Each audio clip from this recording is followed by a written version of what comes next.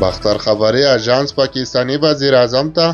ډیورنډ نه هیڅ افغان حکومت منلی او نه به یې هم ومني. سلام ستړي مشئ پام وکړئ د یاران ټي وي یوټیوب چینل څخه تازه او مهم خبر ته. د اسلامي امارت تر واک لاندې باختر خبري اژانس د پاکستان د لومړي وزیر څرګندونو ته په ځواب کې د ډیورنډ کرښه افغانستان او پاکستان رسمي پوله نه لري په نوم تبصره کړې ده.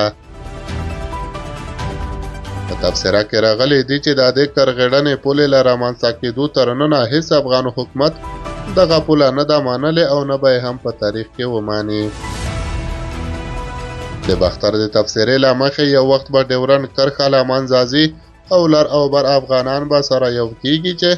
وخت یې راشي نو اټک به خپله نرۍ بهي چې زه د کابل جان یم او کوټه به هم له کندهاره لاسونه به راتاو کړي چې ورک للیا چرته وې. افغان چارواکي ډیورنډ کرښه د پولې په توګه په رسمیت نه پیژني او اسلامي امارات هم په دې برخه کې ورته نظر لري. د پاکستان سرپرست لومړي وزیر انور الحق کاکړ له تلو نیو سره په مرکه کې ویلي و چې ډیورنډ کرښه د افغانستان او پاکستان ترمنځ رسمي پوله ده. د هغه په خبره ټوله نړۍ دا پوله په رسمیت پیژني خو 1.5 میلیونه افغانان یې په رسمیت نه پیژني. باختر خبري اژانس د نوموړي په ځواب کې لیکلي چې په ټوله کې د ډیورنډ فرضي کرښې په اړه دغه ډول څرګندونې د ستونزې او کشالۍ د لا اوږدوالي لامل ګرځي او د اصولو او قوانینو په چوکاټ کې باید دغه موضوع ته د پای ټکی کېښودل شي